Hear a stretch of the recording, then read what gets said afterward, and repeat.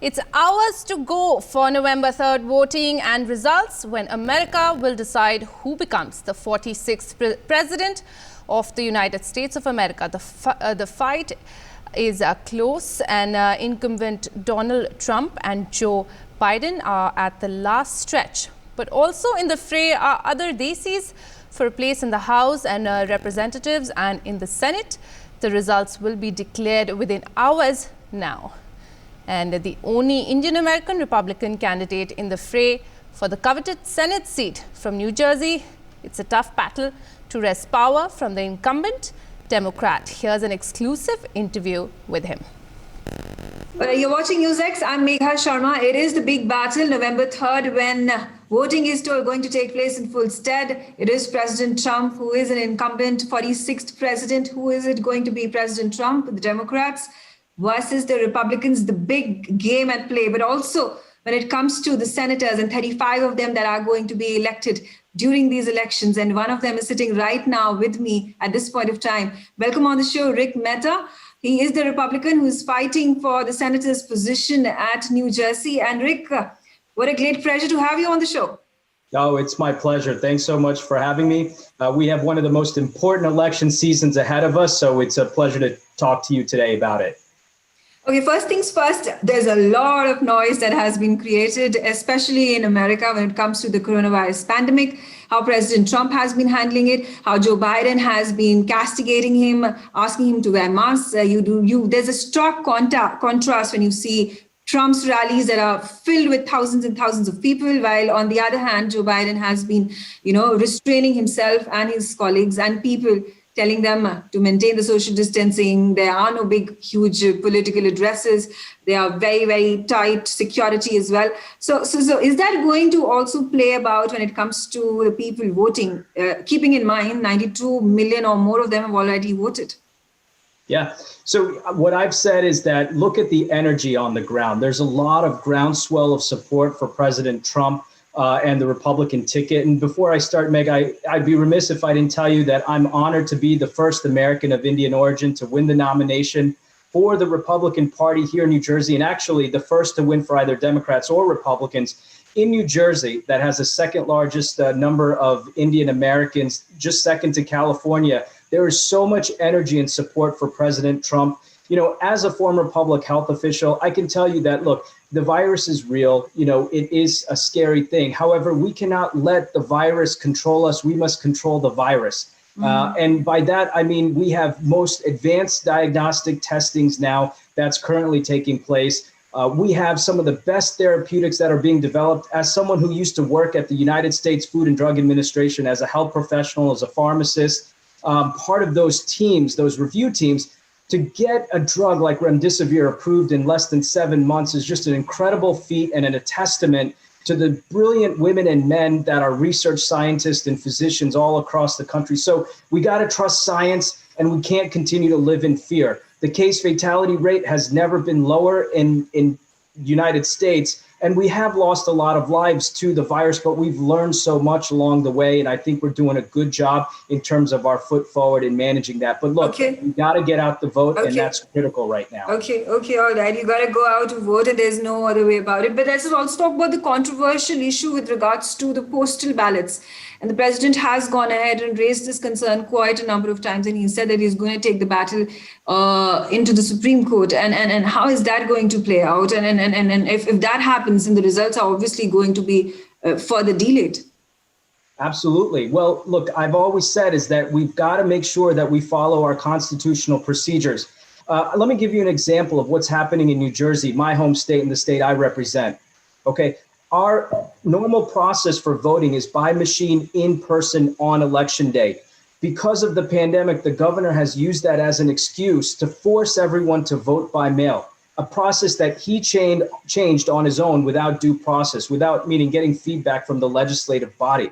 Now, that's critical because the change in his policy is going to favor Democrats, of which he hasn't done any public advocacy to teach people that everyone has to vote by mail. So we're going to make sure that our elections are free and fair. We're going to make sure that they follow constitutional processes and procedures. In New Jersey, you can line up to get your driver's license for your car in person but you can't line up to vote. So the hypocrisy is there. There's no science that supports these restrictions or that you're going to slow down the spread of the virus, where we know that the most at-risk populations are in our elderly and not the general population. They're using it as excuse to put procedures and restrictions on the general population. Okay, all right. And okay, since you're talking about the elderly and so you're talking about people, let's also discuss this. Primarily and traditionally, the older people, the veterans, have been going ahead and voting for the Republicans and for President Trump, as was seen in 2016 as well. There are critics that are going ahead and pointing out that because of the virus, because of the pandemic, there might just be a tilt towards the Democrats. How much of a truth do you see about this on the ground? I can tell you that there's hardly any support by the veterans for the Democrat Party because the Democrats have forsaken our war heroes. They truly have. President Trump has had such a strong positioning and favoritism because he cares. He loves the veterans and the service that they've provided to our country, and he knows that he's going to be there in his next term to make sure that healthcare for veterans, services for veterans, and benefits for veterans are going to be preserved and protected. We haven't heard anything from the Biden administration to talk about what their support for the veterans are going to be. We already know that in his first term, President Trump has tackled one of the most convoluted and complicated healthcare system, our Veterans Affairs system, right off the bat. And I can tell you, as someone who worked in the healthcare field, the next 4 years are going to be very exciting for veterans and their health benefits. Okay. Let's talk also about another key issue, since you are an Asian American, Indian American, as a matter of fact. And this election is also going to go ahead and impact a lot of Indian diaspora who is living in America. There have been issues when it comes to immigration, the H-1B visa, the education system, which have sort of impacted adversely when it comes to the Indian diaspora, the Asian diaspora, as a matter of fact. How do you... And Biden has also been speaking about it and talking about how it has been detrimental under President Trump's administration. How do you go about explaining that? And how do you go about, is that going to see some sort of a change, some sort of revolutionary change when it comes to immigration being allowed, the rightful intake when America goes ahead and used to allow Indians at one point of time, and now it doesn't. Is that going to see a change come 2020? Yeah, absolutely. Look, immigration is in top of mind of everyone here in America. Many of you across the world know that America has porous, unsafe borders, and we have to secure our borders. So that's step one. And I know the Trump administration has been very strong on making sure that we secure our borders. What's happening is that we have a broken legal immigration also. And I can tell you, as a son of an immigrant, my father came from Mumbai in 1969. He immigrated to America through the legal process. So many people have such deep appreciation for America and all that it's given to them and all that they've given back to the country. So it's definitely top of mind. The Democrats don't have a plan for immigration. In fact, you mentioned that Biden administration has been talking about it. That's all they've been doing for 47 years. Joe Biden has been in Washington, and all he's done is talk about it. There hasn't been any progressive steps in the last 47 years to get to a place where we can have legal immigrants come to the country for opportunity, advancing the American economy, for ingenuity, and making sure the American economy is the strongest it's ever been. Okay. Securing our borders and fixing our broken immigration system will be top of mind in the next term for the Trump administration. And I'm going to look forward to going to Washington and ending the immigration debate. Okay, there's another issue that has been raised quite often at this point in time, especially with the Chinese infiltration into the Indian borders when it comes to the line of actual control, and President Trump going ahead and supporting India in every single instance that he has found. And so have his, when it comes to the Secretary of State who would come down to India for the 2+2 dialogue. So those relations are continuously, becoming much more sacred and becoming stronger and stronger. And the Quad that is going ahead and being built under President Trump and Prime Minister Narendra Modi's complete the design that has been at play for the past, when it comes to Prime Minister Narendra Modi, who was elected 2014, and President Trump also going ahead in tandem with him. Do you also see that this is also reflective of the vote of the Indian American who has traditionally been a Democrat supporter, and with a lot of reports coming in that there could be a tilt when it comes to them voting for Democrats vis-a-vis them voting for the Republicans, and their tilt could be witnessed in 2020?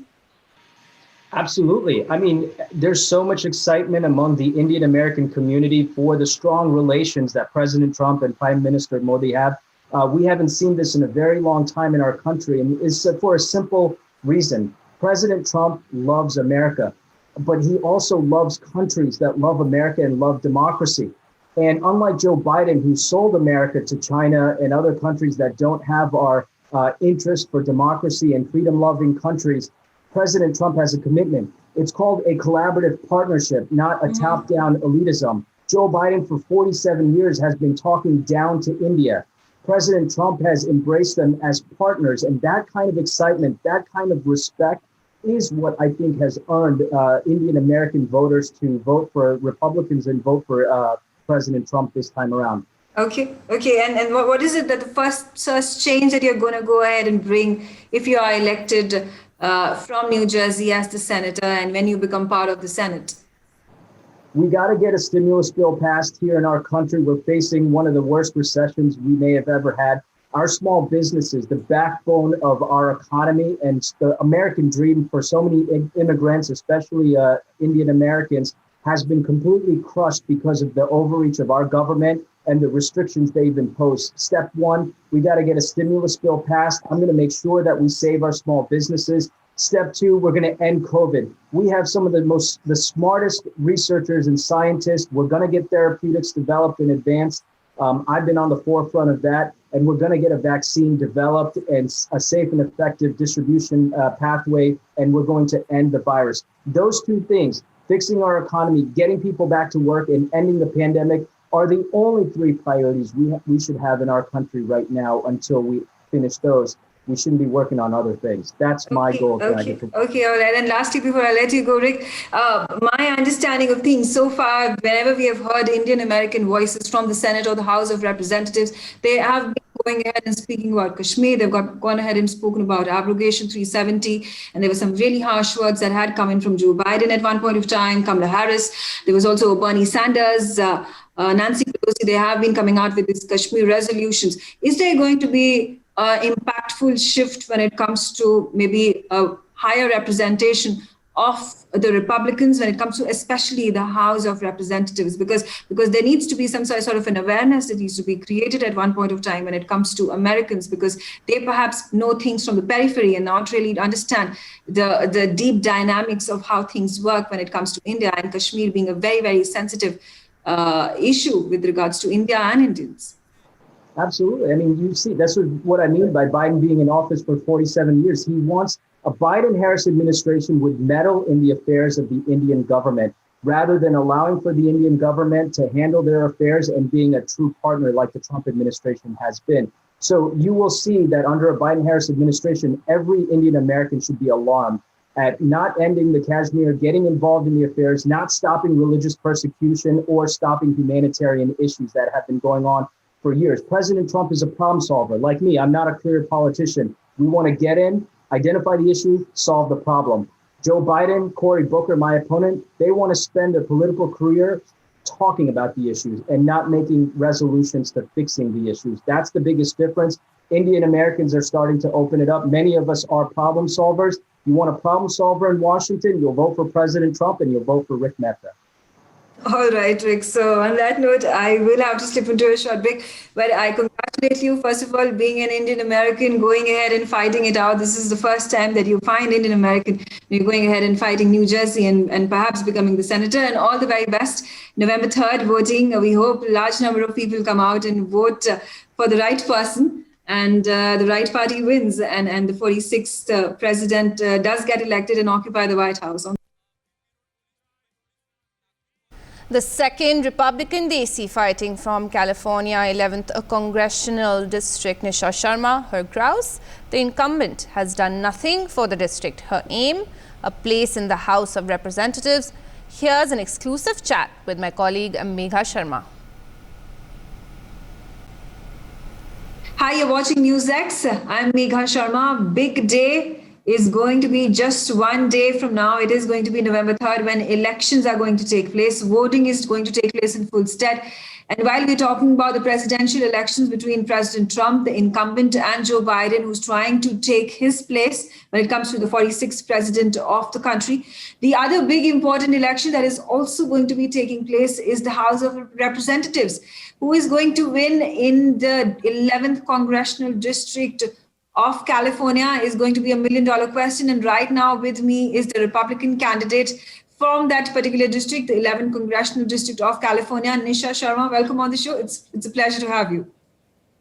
Thank you so much for having me here. It's an honor to be here with you, Megha. Nisha, first things first, this is the American dream that you pursued. You are currently in California. You've been here for 16 years and more. And if you could take us through the entire journey, and is it a way for you to go ahead and give back to the society by taking a place and a strong place when it comes to joining the Republican Party and fighting for the causes that you believe in?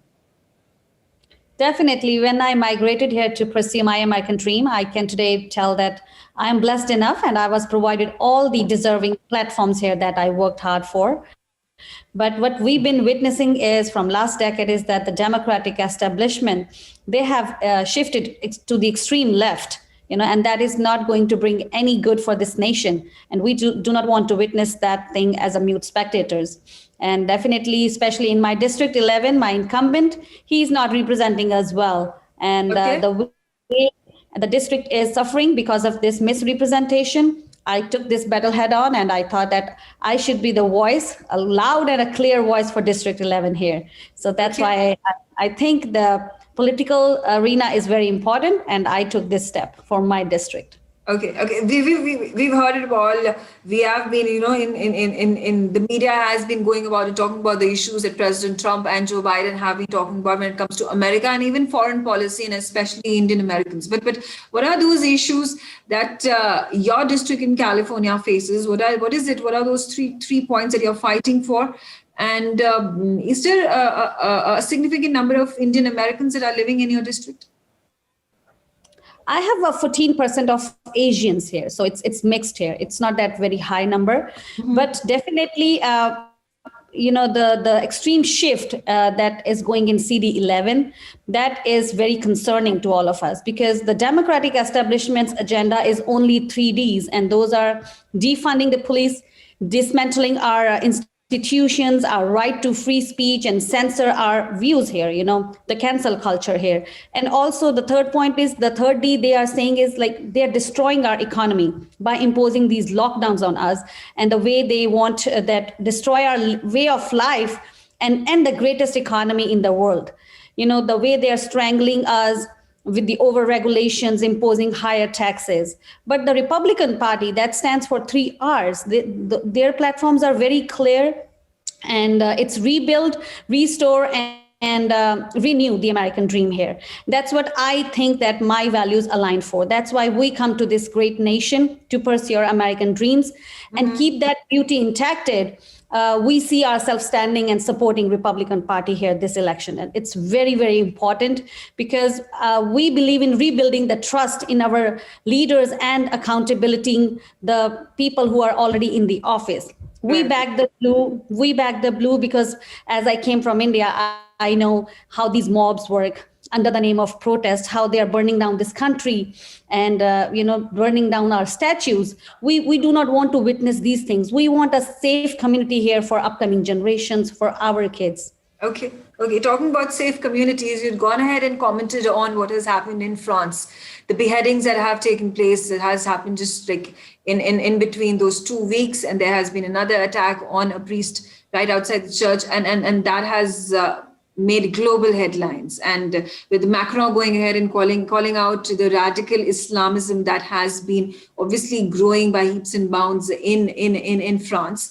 And you made this comment about how this is completely wrong, and how it is, at the end of the day, a decision that needs to be made by the countrymen and the country as well, when it comes to safeguarding people, securing people, and not allowing for these radical extremist voices to gain more ground. If you could talk to us about this, because you got a lot of backlash on Twitter, on social media, and how are you able to tackle it? And what has been the sentiment of the people of United States of California? Actually, Megha, I've been very vocal about these radical Islamic terrorism and these extremism in all forms here. I've been a strong supporter of strategic relations between India, European Union, Israel, and US.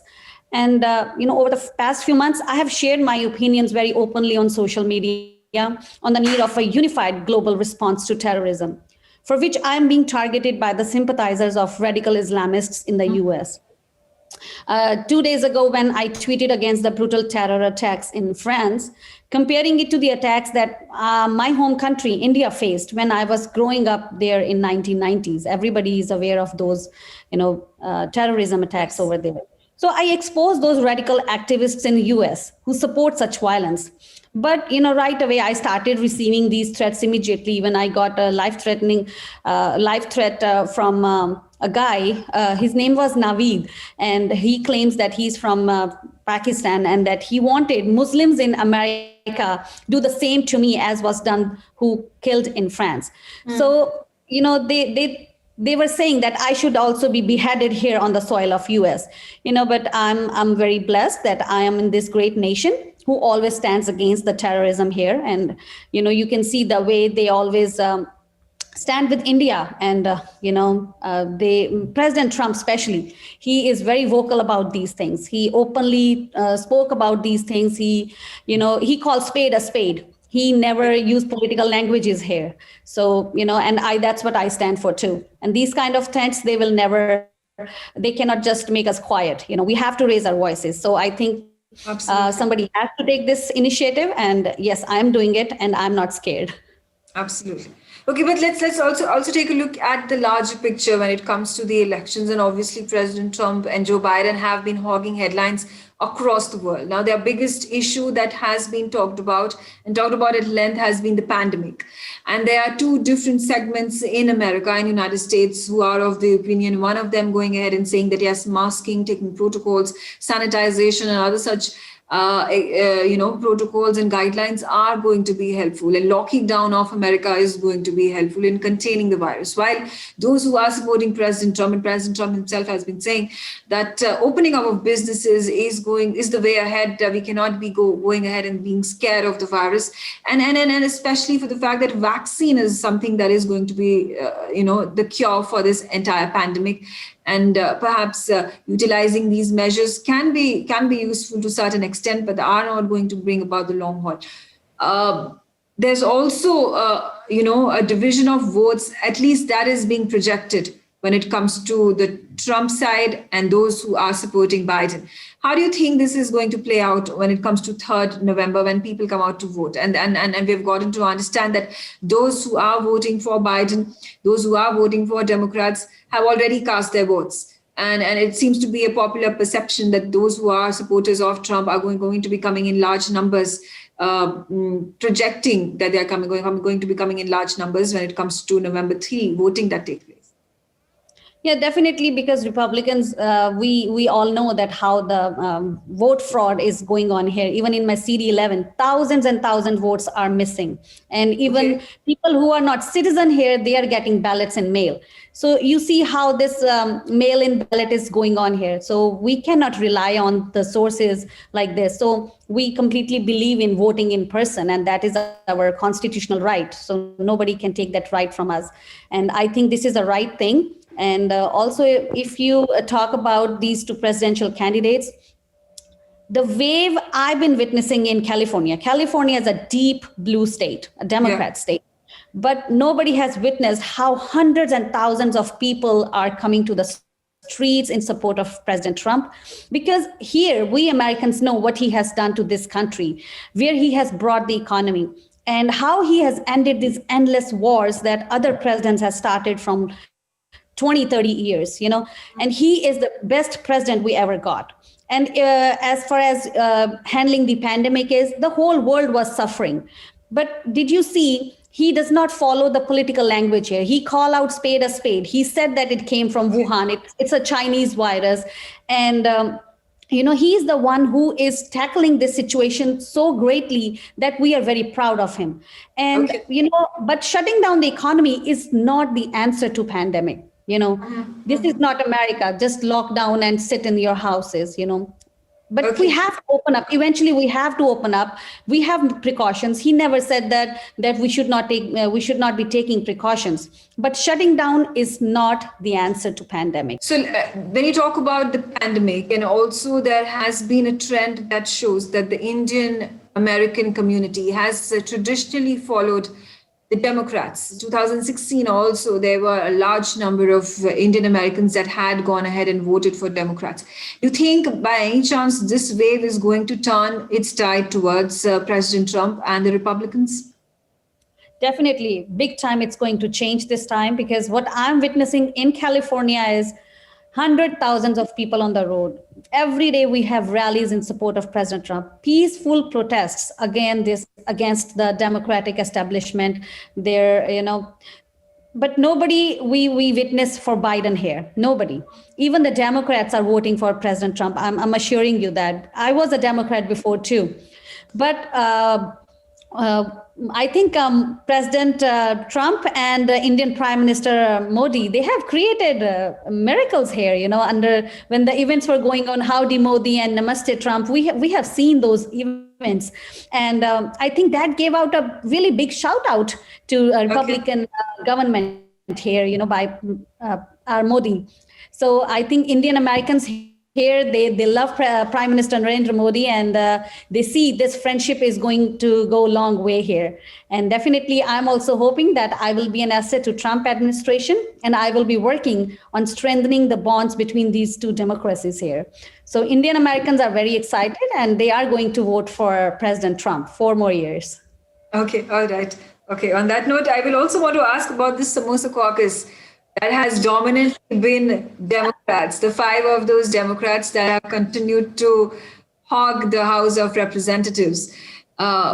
Given a chance, if you go ahead and get elected, you will be the first Indian American Republican to be part of the House of Representatives. How are things going to change from there, especially in wake of a lot of comments that have come in from the likes of, Amy Bera, there have been likes of Pramila Jayapal, even Kamala Harris has gone ahead and spoken about issues that have been extremely eccentric and internal to India. I'm talking about the Kashmir issue, the Kashmir resolution that has been passed in the Congress by Nancy Pelosi, again a Democrat. How do you think there could be perhaps a change that the House of Representatives would witness if Republicans, the likes of you, were to get elected? Megha, I just love that the word Samosa caucus. The Samosa caucus is itself a divided lot. On one hand, you have extreme leftists like Pramila Jayapal, Ro Khanna, who have regularly taken anti-India positions, and they often promote anti-Hindu narratives within the USA. Like Ro Khanna, said reject Hindutva, and very openly, because they just want funding from these organizations who are anti-India. Okay. And then you have Amy Bera, Raja Krishnamurthy, who have taken relatively no anti-India positions. So, but as a Republican, I care about good US-India relationships. And that is in the interest of both the countries. I care about the rights of the 4 million plus American Hindus here. And I'll definitely stand for these 2 issues here. And if I have to oppose someone in the, you call Samosa caucus, whiskey caucus, or pizza caucus, whatever it is, and I will, because I truly believe that if you cannot stand your own grounds, how are you going to represent your own community here? And these people, they have, failed us miserably here.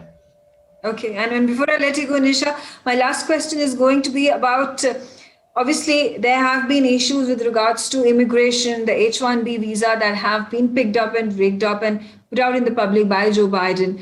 A number of Indians in the Indian community living in America have been impacted by that. Trade ties has also been one big issue that has been raised by the Democrats during a number of rallies and public addresses that have been made by Joe Biden and his colleagues in the past several weeks and months. How do you, is there a way at going ahead and looking at changes with this regard if President Trump were to be elected?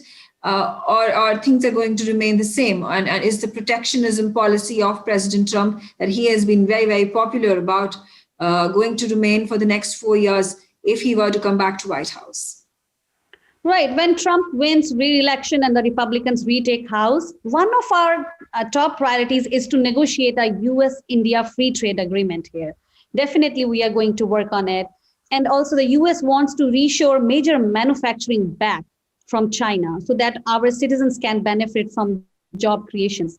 But then there is, again, plenty to go around. And India will play a key role in a free world supply chain. And also, that Secretary of State Pompeo and Secretary of Defense, they were just in India as part of the latest 2+2 dialogues to discuss enhanced bilateral military and diplomatic ties.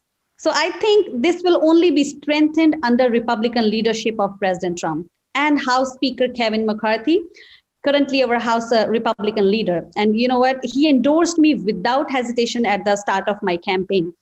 And also, I'll say current Indian American Democrats in Congress, as you named few of them, Ro Khanna, Pramila Jayapal, and also Biden-Harris administration, they are not going to do anything good for these two democracies, India and US.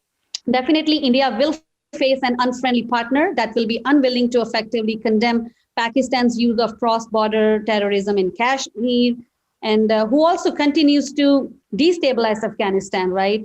And all while posing up to China through its deadly China-Pakistan economic corridor. This is wreaking havoc on native populations of Gilgit-Baltistan and Pakistan-occupied Kashmir. The way they've been talking about abrogation of 370 CAA, those are totally internal matters of India. And they have done by passing the bill in parliament with their majority. But still, they want to interfere in these internal matters of other countries. We have plenty of business here to take care of America and Americans here. That's why I think Democrat establishment failed us, and Republican Party is the only hope for this country, who will bring the balance back. And definitely we need this change. And we wish President Trump all the best. He will be here for sure for 4 more years, and he will keep the Senate and he will retake the House back. All right. On that note, I thank you, Nisha, for joining me on the broadcast. And I wish you also all the very best for you going ahead and winning from your district and coming into the House of Representatives. It's raining Indian American Republicans, and here's another one. Andhra-born Manga Anantamula with a fighting chance for the Virginia 17th Congressional District in an exclusive chat with our senior editor, Megha Sharma. Let's listen in. Hello, you're watching NewsX. I'm Megha Sharma. It is the big battle at stake. It is the 46th president that is going to be announced after November 3rd when the counting takes place.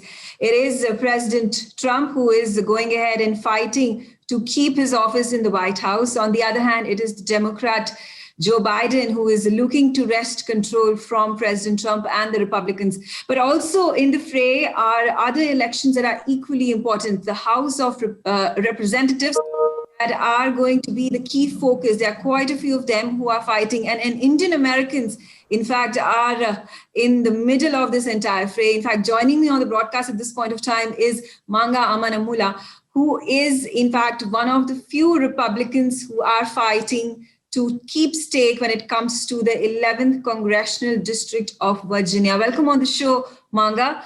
First things first, it's very interesting. Your name Manga and MAGA, which is Make America Great Again, has been President Trump's logo in 2016 and 2020 also during campaigning. Well, there's a massive resonance that should give you brownie points when you go ahead and campaign. Oh yeah, there are lots of brownie points with my name being Manga.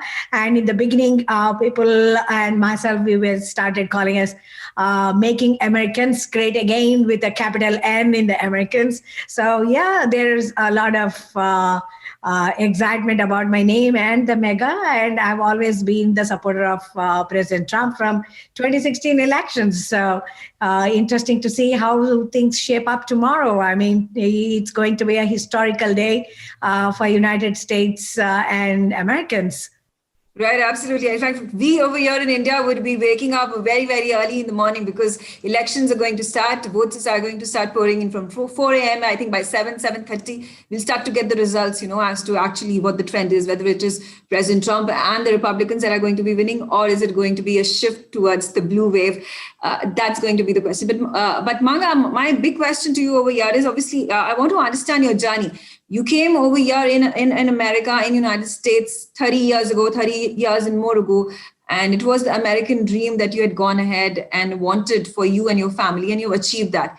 And not just so much so, you're going ahead and giving to the society as well by being a representative of the government, trying to be the representative and wanting to win these elections, the House of Representatives. If you could just talk to us about your entire journey in succinctly. Oh, well, my journey has been very interesting. We came here as my husband came here as a student, and then I followed him as his dependent spouse, and we had a little kid when we first came here, and it was a very tough journey. First 3.5 years, I almost lived under poverty. I only had $130 in hand for the entire month, entire family to feed on and to live. It was tough times, and there were times that I used to suffer with hunger cramps, and I even a couple of times contemplated, oh my God, I can't take these hunger cramps anymore. Why don't I just jump up from the 3rd floor and just end my life, and that'll be the end of the misery. But then when I used to look at my small boy, and I had a realization, my husband may get a second wife, but my son will never get another mother. So that was my inspiration, seeing my son, having to raise him well. And we also refused to take any free food that was offered to my son in the schools. It was a very tough journey for the first 3.5 months. I have seen riches in India. I have seen a very comfortable life back in India. My husband held a very good position, and my father was very comfortable economically and very supportive himself. And when we first came here, everything was completely vanished when we landed. But then we built our life slowly. We believed in the American dream. We believe that if any hard work will pay off, and absolutely it does pay off. And here we are. We are successful parents, I must say. And my son is a lieutenant commander in the U.S. Navy. He's a patriot. We are a military family. And my husband is very well settled in his job. And I'm having myself a very successful career working for Department of Defense, and I'm right now with the Department of Homeland Security. It's a very interesting journey, but it is never, I've seen that as a journey that has been failures, but even the bad times and the tough times have been the times when I really learned so much from that life, and I never forget those experiences. I think that's a very inspirational journey. You've had a very hard life, especially creating that American dream for yourself and your family. Congratulations on that. Thank you. First things first, I would also want to go ahead and specifically ask you about why your decision to go ahead and fight these elections when it comes to the state of Virginia, the district that you're going ahead and fighting for. What is it that forces you to take a stand and finally decide that enough is enough, and now you want to go ahead and change things, and what the kind of things that you are looking ahead to change when it comes to your district? Well, I've been a very sincere activist. I've been an Hindu activist. I've been equal education opportunity activist. I've been a political activist. I've been very engaged in the community events and in the American politics and education and everything. And in the last election has changed everything that we know as United States of America, which made our dream. There's a lot of violation of your fundamental rights, your freedom of speech, your liberties, and your constitutional rights. When people start taking away your constitutional rights one after the other, that's when you know this is not going in the right direction. And Okay. the very fact that I came here from India, I have seen the socialistic ideologies back in India, not being able to grow the way we wanted to grow.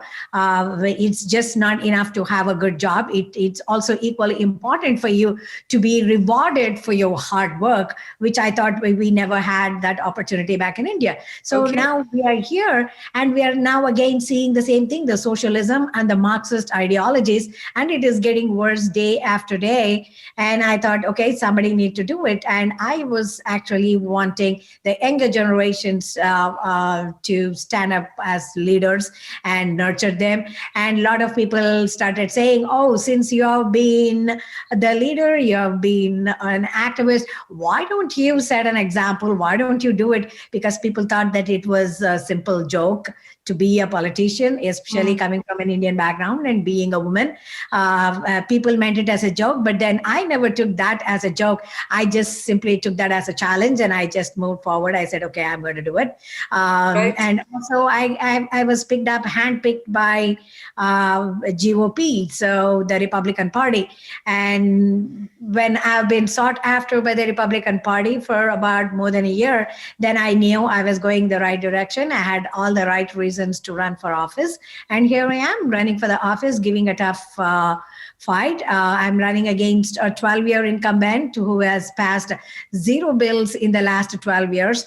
The main job of a lawmaker, a congressman or a woman, is to author and pass legislation, laws, and he has failed to do that. And that tells me that he has been such a failure that he has not achieved anything, and it's time for him to move on. And the education is broken in times of this COVID. That's the biggest realization we had. And most Indians and Asians who come here, they are brilliant in education. And now Democrats want to take away that best part of Asians and Indians that we enjoy and have pride in, educating our children well, and educating sacrificing for our children's education. Now they want to make it as an equity. Since when education has become equity? Education is supposed to be meritocracy. That's what makes this country great. So I have more than one. Those are points, and those are very specific when it comes to Virginia, and obviously when it comes to Joe Biden and Democratic's policy that you're going ahead and fighting against. But one very interesting aspect that came out in a number of news reports was the fact that you have been very, very aggressively against the picking up of issues when it comes to Democrats. There have been the likes of Nancy Pelosi, there have been the likes of Kamala Harris in the previous terms as well. They have gone ahead and spoken aggressively when it comes to the Indian Kashmir issue, when it comes to Citizenship Amendment Act, when it comes to abrogation of 370, and several such issues, with a number of Democrats, in fact, going ahead and even passing resolutions within their Congresses. So you obviously come across as somebody who is a staunch believer in all things that are Indian, all things that are India, and having a policy which President Trump goes ahead and endorses, which is these issues are matters which are internal to India. How do you explain, if you get elected to the House of Representatives, and right now there are 5 of those Indian Americans who are completely Democrats, and they have at some point or the other raised these issues against the Indian democracy, against the Indian Constitution, and against the rules and bylaws of the Indian democratic system. How do you go ahead and look forward to changing these things if elected? Oh, well, I'm going to give it a fight. They have been able to do that because we never had our own representation or a strong voice inside.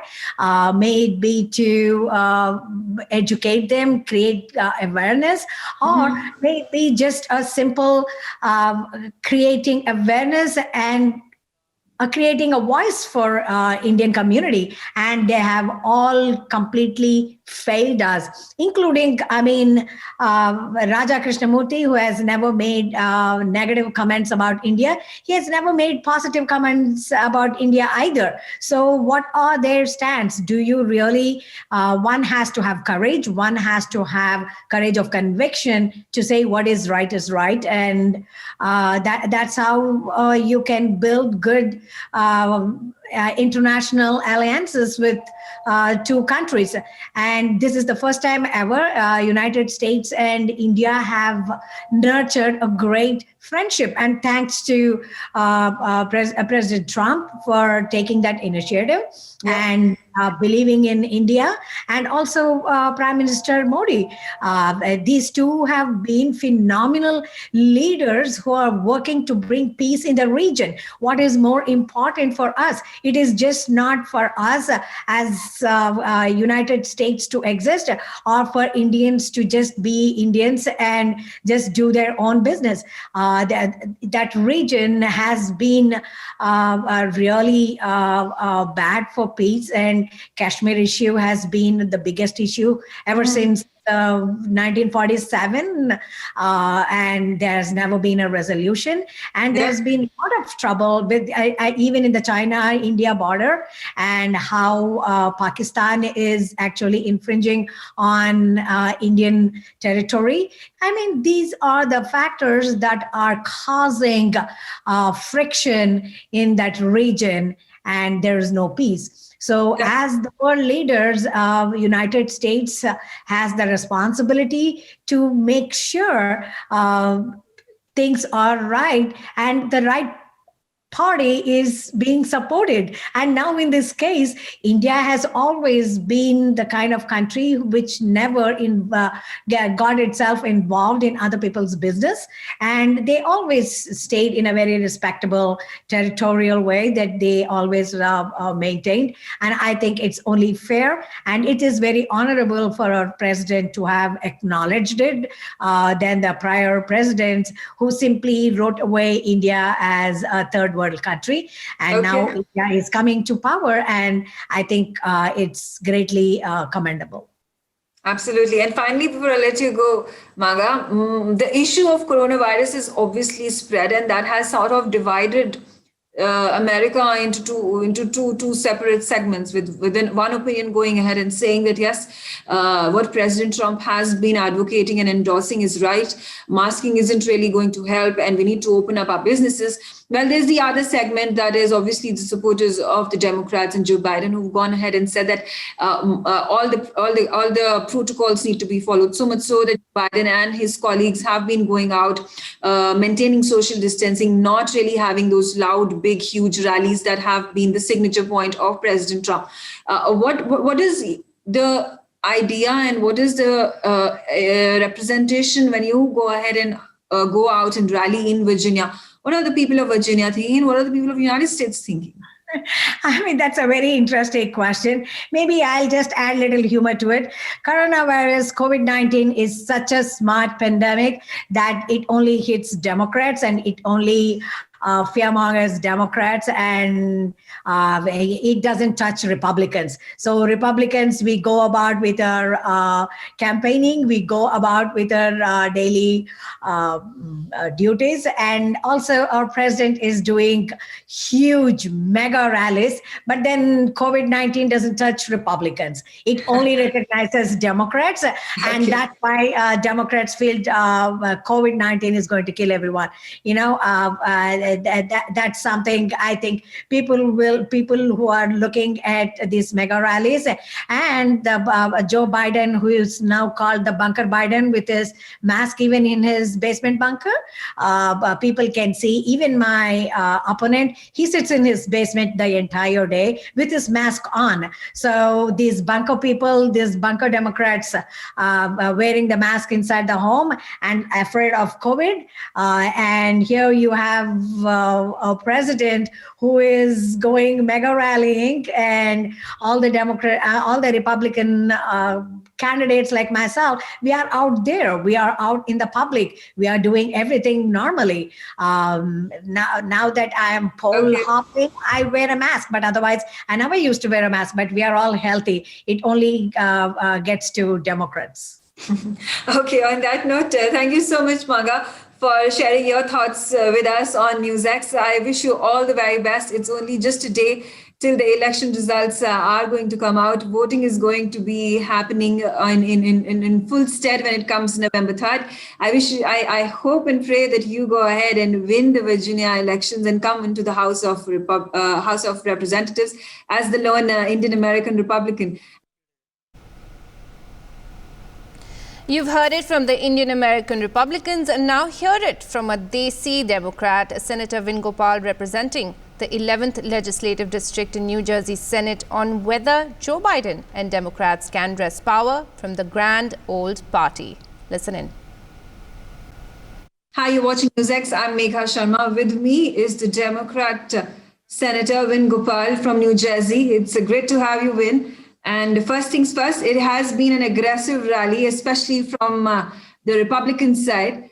While Joe Biden has obviously been very, very cautious, calling about social distancing, not allowing the virus to spread, even asking and encouraging voters and those who are his supporters to go ahead and use the mail-in ballot. That has also become a point of contention. If you could just tell us what has been the ground situation at this point of time, Republicans versus the Democrats. Yeah, so, election is finally here. Millions of people have already voted. This election has been very, very contentious, and President Trump's supporters are very enthusiastic, as are Vice President Biden's. So I think we are in a good place tomorrow, and hopefully once all the votes are counted, there'll be a new president. Okay, and what do you make of the current set of lead that Joe Biden already has, about 8% of it? Do you think you're going to witness something that had happened back with Clinton in 2016? She had a lead of about 14 to 15% of those points. And finally, it was President Trump who did wrest the power from the Democrats. Yeah, I think just like 4 years ago, even though then, Secretary Clinton won the popular vote by more than 3 million votes. The Electoral College, she lost a lot of key states under 10, 20,000 votes. About 50 to 60,000 votes across 3 states would have changed the election. I think it's going to be similar this year. I think it's going to be a close, contentious election. In many parts of the country, which are more rural, working class, white areas, is where President Trump has a lot more support. And Vice President Biden's support comes more from urban areas and minority communities, women. And so it's going to be based on turnout, which candidate gets their voters out. And so I think it'll be close either way. Okay. We also talk about how the counting has happened so far. There are some 92, 93 million of the voters that have already cast their ballot, and they have utilized the mail-in ballot to go ahead and cast their votes. And there is a prediction that while there has been a lead that has been granted to Biden, the experts and statisticians and psephologists are going ahead and calling out the votes and saying that it is going to be the D-Day, 3rd November, when supporters of President Trump are going to come out in large numbers, because he's somebody who continues to talk about opening up the economy, having those huge, large rallies, not hiding or not shying away from holding those mega addresses, and really not being cautious about wearing masks or following the social distancing norms, as has been very, very apparent with the comments that he's made every single time he's come out on his Twitter. He's been completely buzzing with regards to these sort of statements, and also on the ground when he speaks to the people.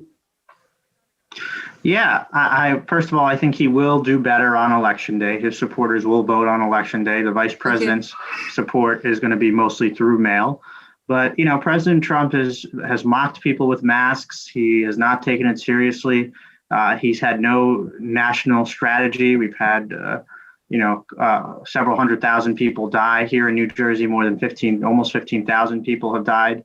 And it's a very deadly and serious virus. And he's had no global strategy as it comes to that. So I think based on those that support science and believe in being cautious and treating people with respect, I think they're going to vote for Joe Biden. Okay, how are things in New Jersey? Especially you are the one who's living over there and you've been a senator over there. What's the perception of the people and what's the ground pulse like? I think here, New Jersey has been a historically Democratic state, and I think it's going to be a big state for Joe Biden. He was just the state to the south of us, Delaware, is where he was a senator for more than 30 years. So there's always been a close relationship with him. We have a ton of people from New Jersey going next door to Pennsylvania, which is a swing state, which is many will decide the election who wins Pennsylvania. So I think there's a lot of enthusiasm. There's a lot of support, especially among the Indian American community, the South Asian community. There's a large growing population here in New Jersey with Edison and Woodbridge, and I'm seeing a lot of Biden signs, and I think it's going to show on election day.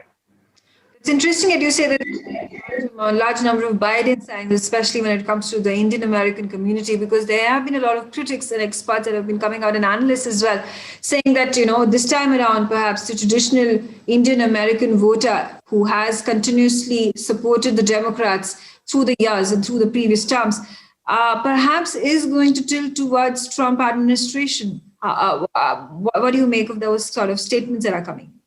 Yeah, I don't know about that. Traditionally, according to data and statistics, the Democratic presidential candidate usually gets about 70 to 72% of the Indian American South Asian vote. I think that'll be similar this time. I don't think that, 4 years ago, we saw then candidate Trump doing a lot with the Indian American community. We haven't really seen much this time.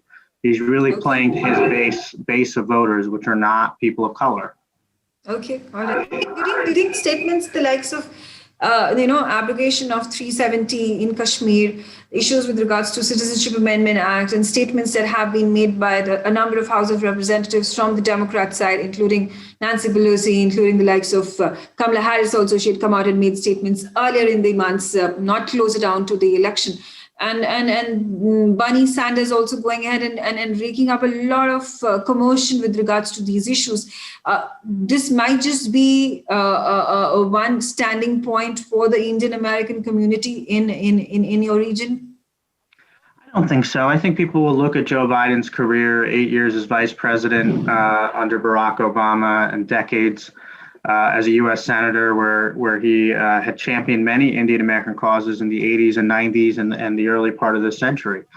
So they'll look at the totality of it. And I think people, Indian Americans, will look at everything. They're not going to look at just Kashmir, or they're not going to look at one issue. I think they're going to look at, President Trump is someone who said he does not support peaceful transfer of power until he knows that the election results are his. That's something you hear dictators say in South American countries. He has said a number of alarming things against people of color and all different communities that are really disparaging. So I think for those that believe in civility and equality, and Indian Americans, we believe in education, we believe in family, we believe in our kids. Donald Trump is not that role model for any of that. He is not someone we want around our kids or our grandkids or anyone. He is not a role model on how we should be as human beings. So I think based on all the advice, Joe Biden will do really well among our community. Okay, all right. There have been a lot of points that have been raised during the rallies that Joe Biden and his colleagues have gone ahead and done in the length and breadth of America, especially with regards to the Indian Americans. And immigration and H-1B visa has been a point of contention that has been raised by the Democrats during these elections against President Trump. Another issue that has been raised by the Democrats has been the matter of the foreign policy and the trade ties that have been severed to a certain extent when it comes to India and America.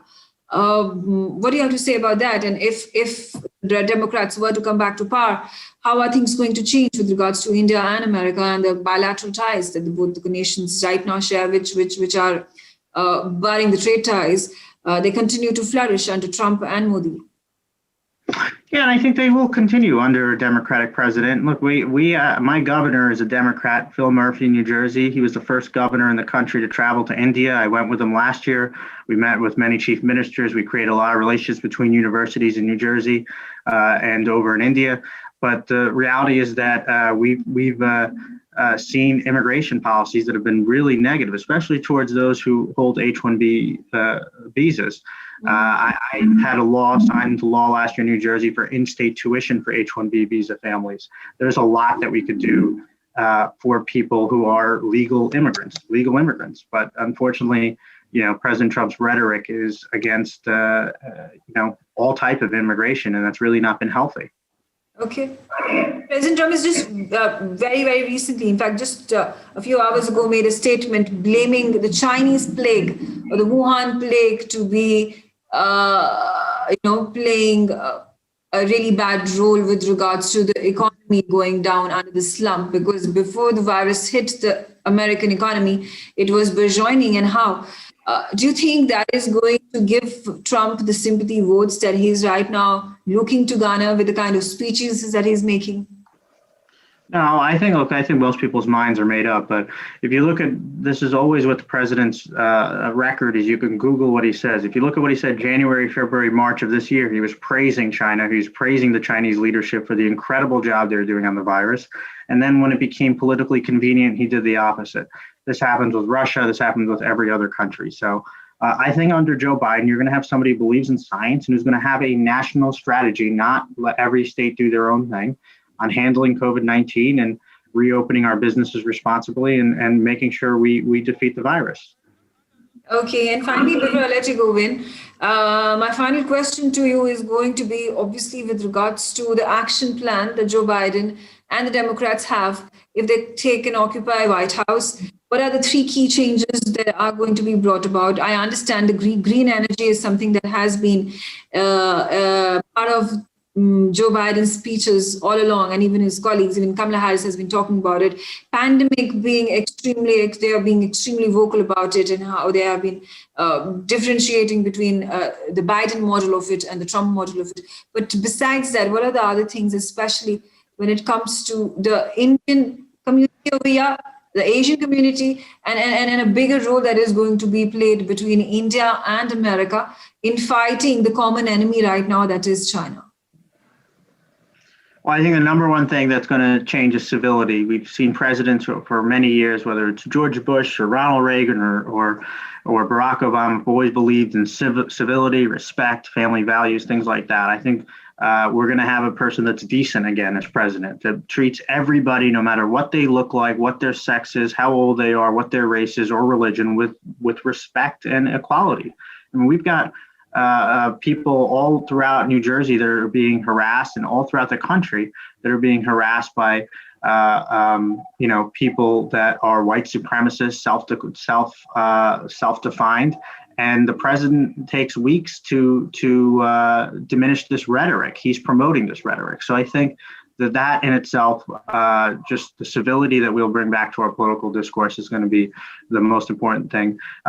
Handling this COVID-19 crisis, which is going to affect not just the United States, but all across the world. And I do think Joe Biden will be tough, but responsible when it comes to China or any other country, just as he was as 8 years as vice president under Barack Obama, when he and President Obama led the raid and killing of Osama bin Laden. I think they're going to be just as tough as they were that tenure.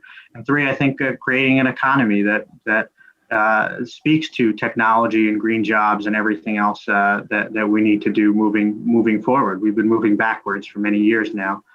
So I think we're entering a much better place, hopefully, after tomorrow's election. Okay, all right. Thank you for joining me on the broadcast. We would like to have you back after the election results happen. That is November 3rd. It is going to be a very interesting, very close call over here. And let's see who goes ahead and wins this election, who's going to occupy the White House in Washington, D.C.